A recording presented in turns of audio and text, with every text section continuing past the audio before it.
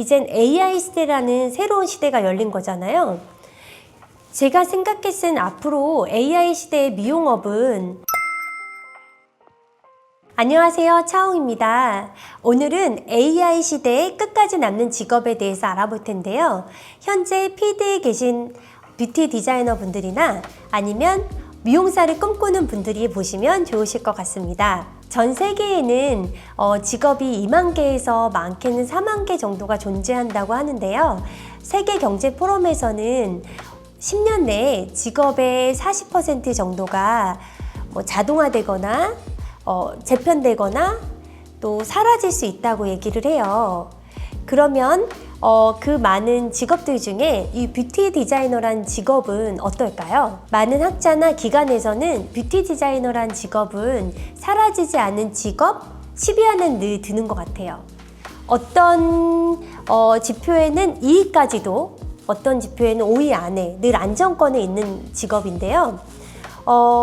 아무래도 AI 같은 경우는 추천을 해주고 그리고 결과를 도출해 주기는 하지만 이렇게 사람에게 직접적인 실행을 하고 그리고 무엇보다 현재 커트 기계라든지 샴푸 기계 이런 건 나왔지만 사람이 처해 있는 환경이라든지 성별이라든지 이 내면에 있는 이런 감성적인 부분까지 캐치를 해서 판단을 해서 직접적인 신체 디자인을 하는 행위는 아마 당분간은 어려운 부분이기 때문에 사라지지 않는 직업이라고 말하는 것 같습니다. 그리고 미용은 단지 사람의 신체 디자인을 하는 직업이 아니라 어떤 관계 산업이잖아요. 사람을 만나서 이야기를 듣고 그리고 공감을 하고 거기에 대한 어떤 대안을 주고 변화를 주는 이런 직업이기 때문에 AI가 대체할 수 없는 그런 직업인 것 같습니다. 저는 MBTI가 최근에는 ENFJ이고요. 얼마 전까지만 해도 조금 피곤하고 조금 집에만 있어서 INFJ였다가 이게 좀 변하는데 저는 N과 F가 굉장히 강한 사람이에요. 그래서 미래에 굉장히 관심이 많은데 그리고 역사에도 관심이 좀 많아요. 그래서 제가 AI라는 이 하두가 너무 모든 산업에서 큰 영향을 끼치고 있잖아요. 그런데 미용업은 좀 잠잠한 것 같아요. 그래도 저는 굉장히 궁금했거든요. 그 부분이 미래에 대해서 궁금해서 한번 과거에 대해서 생각을 해봤어요. 그러면서 그 미용이란 산업이 지금까지 걸어온 발자취에 대해서 생각을 해봤는데요. 1980년대까지는 아무래도 생계형 직업에 가까웠던 것 같아요. 기술만 있으면 먹고 살 수 있는 직업, 그리고 오래 서 있고 손이 빠르고 많이 뭔가 머리를 자를 수 있는 사람? 이런 개념이 강했다면 1990년대부터는 기술직이란 직업 있죠. 커트, 컬러, 펌, 뭔가 스킬을 알고 이제 트렌드를 이해해야 되는 사람?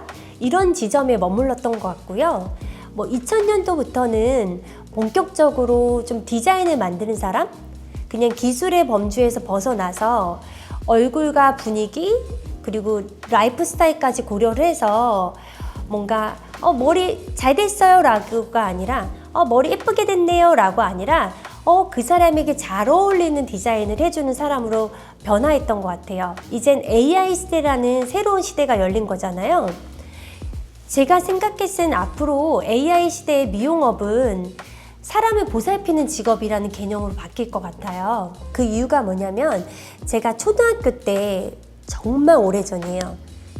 오래전이라 한 35년 전?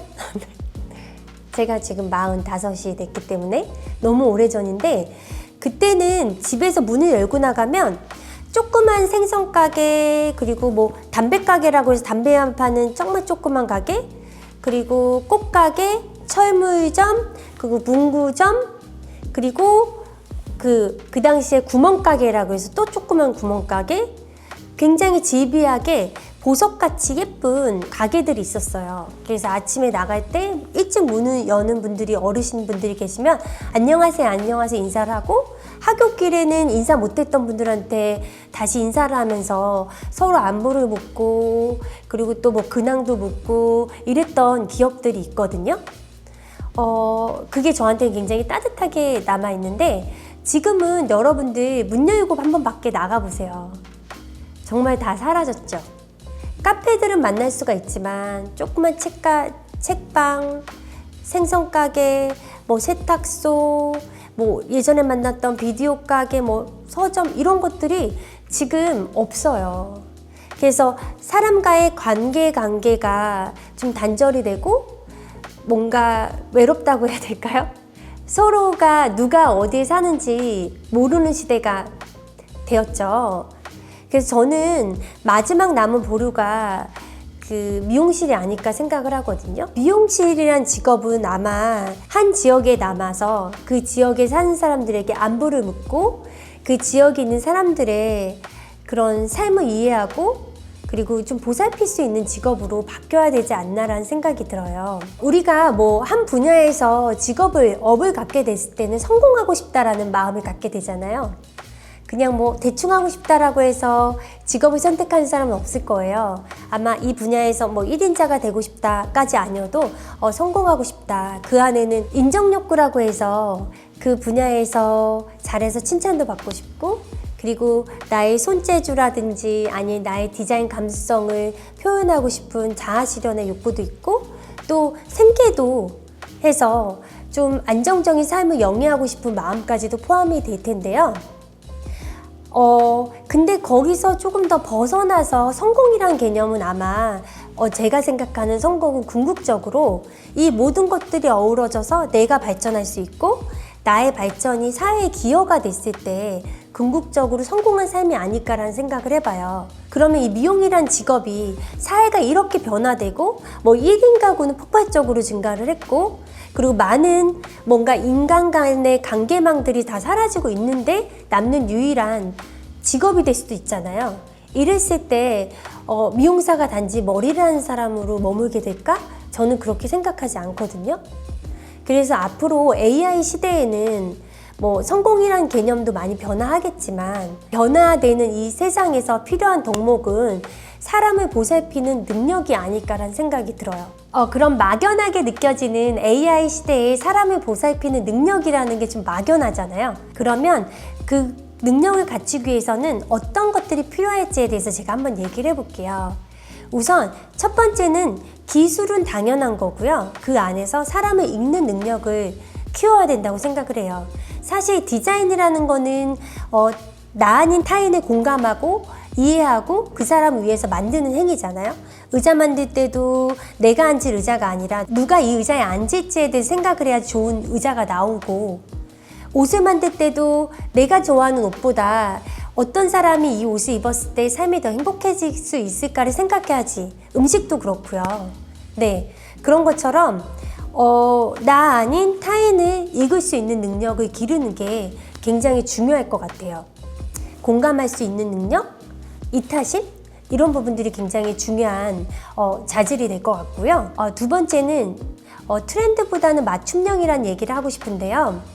트렌드 굉장히 중요해요. 하지만 이제 트렌드 모두가 똑같고 모두가 해야 되는 어떤 트렌드라는 거에는 너무 이 AI 시대를 담기에는 너무 적은 것 같아요. 무엇보다도 가장 중요한 인구 구조가 바뀌잖아요. 이제 역피라미드로 노년층이 폭발적으로 증가하는 이 시대에서 그분들에게 이제 우리가 트렌드만 말해야 될까? 이거는 맞지가 않는 것 같아요. 트렌드보다는 지금 이 사람의 삶을 이해하고 그 사람에게 맞는 맞춤형, 옷으로 보면 오뚜꾸뚜루 디자인이라고 하는데 그 사람에게 맞는 디자인과 기술적인 부분을 선사해 줄 수 있는 그런 능력이 굉장히 중요해질 것 같아요. 그래서 당연히 트렌드를 좋아하는 분들도 있어요. 젊은 층에선 트렌드가 굉장히 중요하니까요. 그래서 트렌드를 읽고 이해하고 제안하는 것도 좋지만 그걸 넘어서서 사람에게 좀 공감하고 그 사람 한 명을 위한 어떤 맞춤 디자인에 대해서 생각할 수 있는 능력, 실현할 수 있는 능력이 굉장히 중요한 것 같아요. 세 번째는 감정 노동이 아닌 감정 관리인데요. 고객과 건강하게 거리 두는 능력이 굉장히 중요해요. 우리 미래에는 AI 시대의 인재가 회복 탄력성이 굉장히 중요하다고 하고요. 그리고 그 다음에 중요한 능력이 대인관계의 스킬, 대인관계 능력이 좋은 사람들이 AI 시대에 굉장히 중요해질 거라고 하는데 이 미용업도 동일한 것 같아요.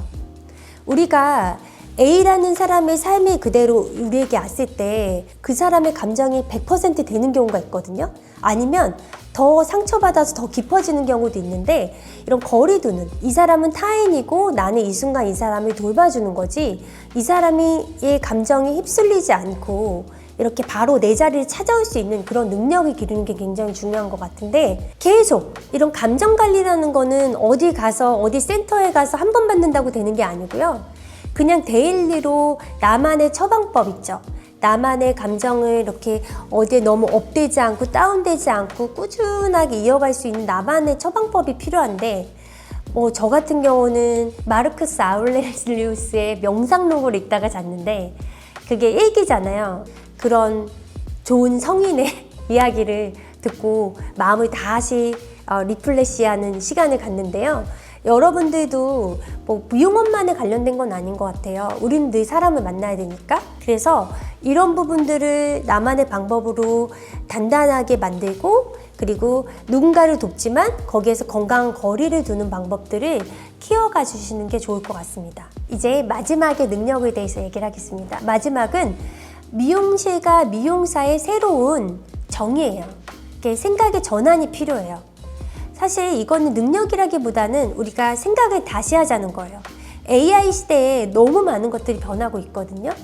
사실 미래를 정확히 어느 누구도 알지는 못하지만 변화한다는 건 확실한 기정사실이잖아요.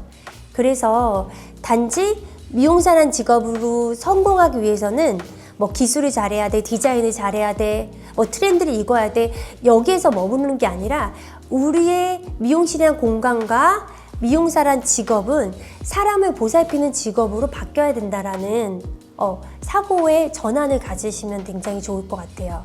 그러면 우리가 필드에서 일을 할 때, 이렇게 뭔가 배울 때 우리는 사람을 보살피는 직업이구나 라는 걸 인지하게 되면 고객을 만날 때나 아니면 미용을 준비할 때도 많은 것들이 바뀔 것 같아요. 그럼 아무래도 앞으로 이 미용업에서 잘하는 분들은 어떤 분일까요? 네, 공감 능력과 이타심이 많은 분들이 좀 더 잘할 수 있을 것 같아요. 그리고 내가 이 분야에 들어왔을 때 혹시 내가 이런 부분들이 좀 부족하진 않을까?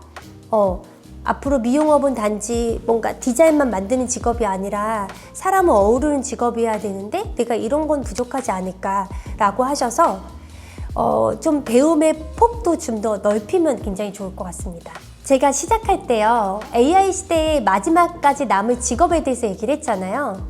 미용은요, 사람을 위로하고 안부를 묻고 보살필 수 있는 마지막까지 남을 직업이라고 저는 생각을 해요. 근데 그냥 마지막까지 남는다 라고 생각하지 말고요, 어떻게 우리가 변화하고 조금 더 세상에 기여할 수 있는지, 내 자신만이 아니라 내 자신의 성공이 사회에 기여할 수 있는지에 대해서 전반적으로 한번 생각해 볼 수 있는 시간이 필요하지 않을까 생각이 됩니다. 저도 깊게 고민하고 좀 실천할 수 있는 미용인이 되려고 해요. 네, 그래서 함께 AI 시대에 불안도 많지만 긍정적인 부분도 많을 거라고 생각을 하거든요.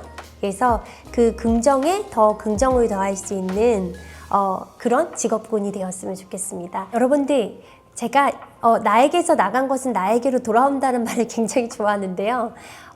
여러분들 꼭 제일 중요한 거는 내 타인을 사랑하는 것보다 내 자신을 사랑하고 아껴주고 그 좋은 기운으로 타인까지 사랑해줄 수 있는 그런 한 해가 되었으면 좋겠습니다. 2026년 뭔가 새롭게 시작할 때 나를 먼저 돌아볼 수 있는 소중해 이렇게 저는 세상에서 가장 아름다운 허그가 이렇게 스스로의 허그라고 생각을 합니다. 그래서 여러분들 꼭 내가 내 자신에게 가장 훌륭한 주치의가 되고, 내가 내 자신에게 가장 친절한 미용사가 되고, 그리고 내가 내 자신에게 가장 따뜻하고 사랑스러운 친구가 되줄 수 있는 그런 시간들이 되었으면 좋겠습니다. 그러면 다음에 만나 뵙도록 하겠습니다. 감사합니다. 구독과 좋아요, 알림 설정까지 부탁드립니다.